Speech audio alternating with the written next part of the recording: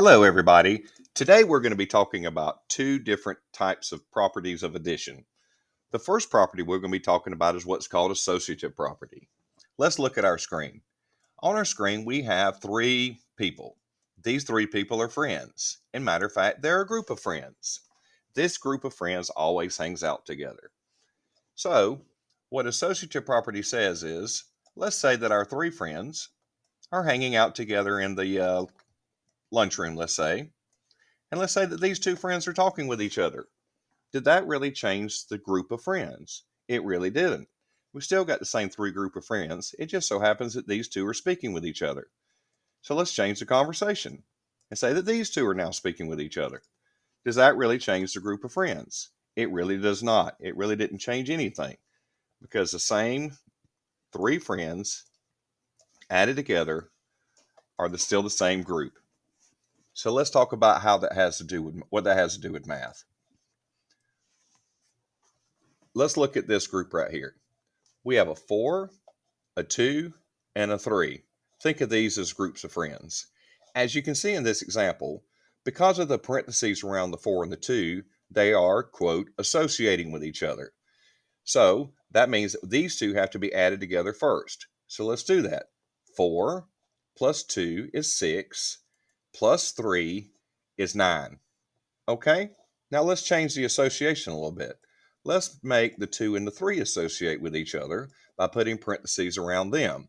That means that these two numbers have to be added together first before we add on the 4.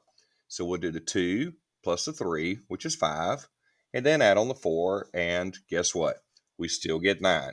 So what this property says is it really doesn't matter which numbers you group together or associate together.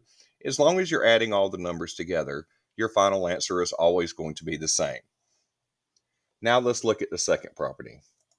The second property is called commutative property. When you hear commutative property, it may be a little confusing at first, but just think of a community. As you can see, what I have up here is I have three houses on a street. We'll call that the community or the community that you live in. Now, if I were to change the order of the houses, does it really change the community? It really doesn't. We still have the same three families living on the same street. Nothing's really changed. We still have the same community. It doesn't matter how I move these houses around, I still have the same community. This is also true with math. Let's say that we have a 4 and a 2 and a 3 that we're going to add together. All right, let's add them up just the way they are first. 4 plus 2 is 6, plus 3 is 9. Now, what happens if I change the community up? I'm going to change where the houses are sitting or where the numbers are sitting. Did this really change anything? 4 plus 3 is 7, plus 2 is still 9. So it really doesn't matter the order that I put the numbers. As you can see, 2 plus 3 is 5, plus 4 is still 9. It's still the same community. So with commutative property, it says that it really doesn't matter the order of the numbers. As long as we're adding them together, we're still going to get the same answer. So just remember, associative property, you've got groups of friends. It really doesn't matter which two may be talking with each other or associating with each other. We're still going to get the same answer every time. And with commutative, it really doesn't matter the order that we put our houses. It really doesn't matter the order that we put our numbers. If we're just adding them together, we're going to get the same answer every single time. I hope this helps. Let your teacher know if you have any questions.